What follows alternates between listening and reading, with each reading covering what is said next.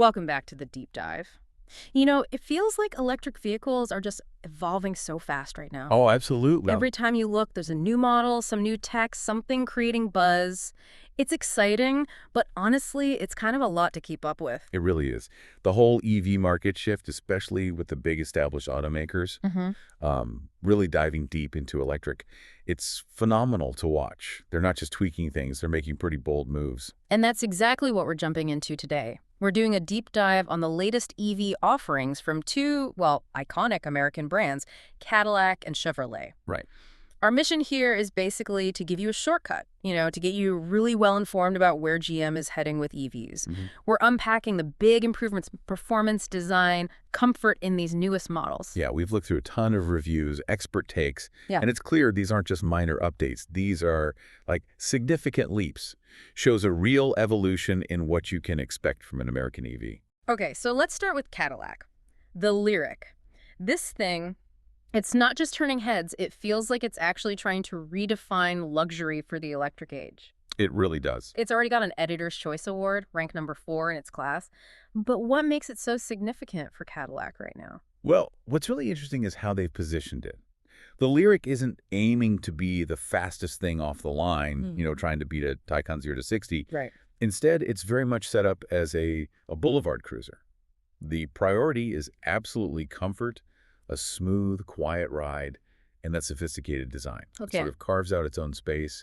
It appeals to luxury buyers who value refinement, the tech, maybe over just raw speed. So if they're not chasing speed, what does that comfort-first approach tell us about their vision? Is it like reclaiming that old-school Cadillac vibe, but for EVs? I think that's a great way to put it. Yeah, it's a bit of a shift in what luxury means. So many brands chase performance numbers, but Cadillac is leaning into what they historically did really well, creating an oasis on wheels. It's like they're saying electric luxury isn't just fast, it's effortless, it's quiet, it's super comfortable. It differentiates them by emphasizing that calm, composed, tech-forward experience. And you definitely see that right away in the design. I mean, the outside is dramatic, but still elegant. It looks futuristic. Oh, yeah. And then you get inside, and that upscale feeling continues. The cabin looks, well, handsome, appropriately luxurious. Absolutely. The interior feels really rich. You've got metallic trim mixed with open-pore wood. It looks great. And little touches like that bright blue storage tray just add a pop of color. Yeah. But the real centerpiece, visually, is that huge 33-inch curved OLED screen. It just dominates the dashboard. Yeah. Integrates the infotainment and the driver display really beautifully. And I appreciate this. They still give you the option of a click wheel to control it for those who like physical controls. Exactly. Tactile feedback is still important for some functions. Looking at features, for 2025, they're boosting the personalization, right? Like way more ambient lighting colors. Yeah, 126 colors for the ambient lighting now. Yeah. Which is a lot. That you really tailor the mood. Totally. And on the higher trims, illuminated sill plates, plus these new accent packages, bronze, red, blue. And the exterior lighting's pretty slick, too. The headlights, the taillights, they definitely grab your attention. Plus, it does that whole over-the-top exterior light show when you walk up or leave. A bit of theater. A bit of theater, yeah. It's all about making an impression right from the start. Good point. Okay, let's talk about the driving experience, because this seems core to that oasis idea. Reviews keep mentioning the hushed highway ride, the cushy old-school Cadillac road manners. How does that actually feel on, say, a long drive? Do you really feel less tired? I think you genuinely can, yeah. Huh. I mean, obviously, no gasoline engine helps a lot with noise. But Cadillac also uses active noise cancellation to cut down road noise even more. So the cabin ends up feeling really spacious and incredibly quiet. You arrive feeling more relaxed because the car itself is filtering out a lot of that external stress. That's where the Boulevard Cruiser thing really pays off. It's built for serenity. And the comfort features sound pretty premium, too. Ventilated seats with massage, Oh, yeah. panoramic sunroof, even speakers in the headrests. Right, for that immersive audio. But the big one, technologically speaking for comfort, is Super Cruise. Okay, yeah, the hands-free driving. How much of a difference does that really make on a long trip? Is it a gimmick or a genuine fatigue reducer? No, it's absolutely a game changer. It's a serious step up in driver assistance. Mm. The car manages steering, pedals, even changes lanes for you on mapped highways. On Wow. a long haul, it genuinely cuts down the mental effort, the physical strain. It transforms a potentially tedious drive into something much more relaxed. It's more than convenience, it's a major comfort feature. Are there any downsides to the comfort? Any small critiques? Just a couple minor things surfaced in reviews. Some felt the suspension, while mostly smooth, could lose a little composure over really rough pavement. Okay. And a few mentioned the seat controls are in a slightly odd spot. Not a deal breaker, but noticeable. Interesting. That seat control placement. Is that maybe just part of figuring out ergonomics on new EV platforms or just a lyric quirk? It could be a bit of both. New platforms sometimes mean rethinking interior layouts because of battery placement and different components. Maybe it's something they'll refine later based on feedback. It's minor, really. Fair enough. So comfort is key, but what about performance and just, getting around? It's definitely more than adequate. The standard setup is a 340 horsepower motor on the rear wheels. Does 0 to 60 in about 5.7 seconds. Pretty brisk. And then there's the upgrade option. Right, the dual motor all-wheel drive. Yeah. That bumps it up to 500 horsepower, drops the 0 to 60 to a really quick 4.6 seconds. Yeah. You get 450 pound-feet of torque, too, and it can tow 3,500 pounds. That's pretty capable. And the range got a boost for 2025, too. It did. About 12 miles more. So up to 326 miles for the rear-wheel drive and 319 for the all-wheel drive, according to EPA estimates. Pretty solid numbers. Okay. And it has that one-pedal driving feature. Yeah, aggressive regenerative braking. Yeah. Lets you control speed, even stop, mostly just by using the accelerator pedal. Makes for smoother driving, often more efficient, too. And remember, this is all built on GM's Ultium battery platform. Right, the scalable tech. How about charging speed? Charging. It's solid, but maybe not class-leading at the very top end. Peak DC fast charging is 190 kilowatts. Which translates to? You can add about 86 miles of range in 10 minutes, which is decent, or get to 80% charge in roughly 45 minutes. So practical for road trips, even if some others are a bit faster. Exactly. Some competitors are hitting 250 kilowatts, even 350 kilowatts, which does cut down charging time more. So 190 kilowatts is good, just not cutting edge compared to the absolute fastest. Okay. And when you bundle all that tech, the big screen, the sound system, the driving assist with the price, how does the value look? The value proposition is actually really strong. You get that premium 19-speaker 8kg stereo, wireless Apple CarPlay, Android Auto, Wi-Fi hotspot, all standard. Uh-huh. And it starts around $60,090. That's quite a bit more affordable than a lot of its luxury EV rivals. You're getting a whole lot of car, tech, and luxury for, well, under $70,000. That does sound like strong value in the luxury space, especially with that focus on design and comfort. But, okay, while Cadillac's handling the high-end, GM's also making huge moves on making EVs accessible. Absolutely. Which brings us to Chevrolet, and specifically a vehicle that feels like a real game changer, the Equinox EV. Yes, the Equinox EV.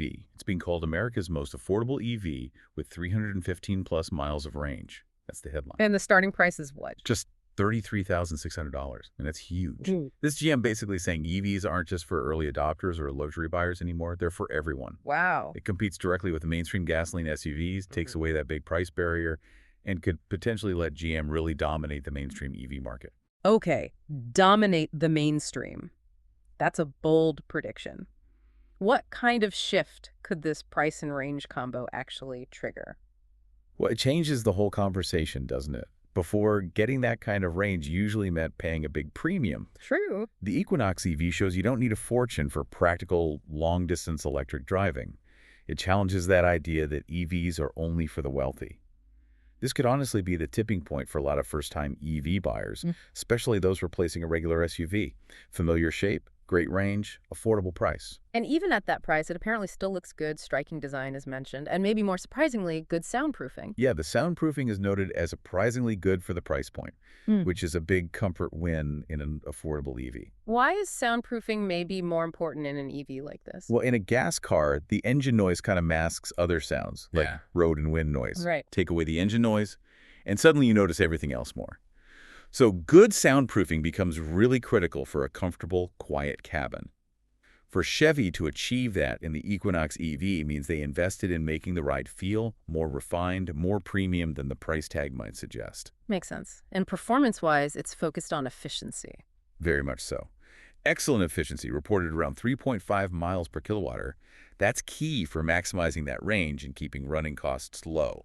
Fewer recharges needed. And it charges well even on a basic home outlet. Yes, speedy level 1 charging is highlighted, meaning for many people, overnight charging at home, even without installing a faster level 2 charger, could be totally sufficient. Makes it really convenient. Okay, but hitting that $33,600 price, there have to be some trade-offs, right? Oh, for sure. The reviews acknowledge that. It's stripped of some features you might expect on higher trims elsewhere. Things like manual front seats, no wireless phone charging, that kind of thing. But is the feeling that these cuts are, well, worth it for the price and range? Absolutely. The consensus seems to be, yes, the trade-offs are well worth it. Chevy clearly prioritized the core EV stuff. Great range, decent performance, modern design, all at that breakthrough price. Right. Things like manual seats, easily forgiven when the basic electric driving package is this strong and this affordable. It delivers the essentials really well to reach a much broader audience. So the Equinox EV really proves affordability doesn't have to mean sacrificing range. Okay, speaking of affordable, beloved EVs, we can't ignore the comeback kid. The Chevy Bolt EV. Yes, the Bolt. It's returning for the 2027 model year, production starting late 2026. What's the significance of bringing the Bolt back, especially now on the Ultium platform? The original Bolt was such a pioneer, wasn't it? Yeah. Proved affordable, long-range EVs were actually possible years ago. Definitely. Bringing it back, now on Ultium, is huge. Shows GM is committed to refining affordable EVs and using a nameplate people already know and frankly love. The spy shots suggest it keeps that familiar sort of egg shape from the EUV, but with updated front and rear styling. So, a more modern look on a familiar silhouette. And crucially, better range than before. Yes, that's the plan. It will exceed the previous Bolt's 259-mile EPA range. Plus, they're planning to use LFP batteries, lithium iron phosphate. Which helps keep the cost down. Exactly. That should help keep the price around that $30,000 mark, reinforcing Chevy's commitment to making EVs truly accessible. And it gets the new standard charging port. Another key detail, yes. It'll feature the NACS port, the North American charging standard that Tesla uses and much of the industry is adopting. Okay. That means way easier access to a much bigger charging network for future Bolt owners. Addresses a big pain point for potential EV buyers.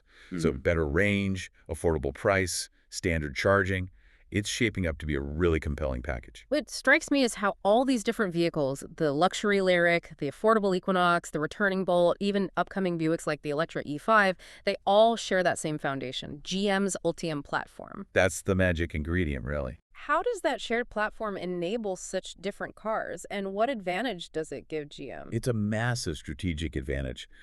Ultium isn't just one battery type. It's this incredibly modular, flexible architecture. Okay. They can build everything from small cars to big trucks using the same core components, just scaled differently.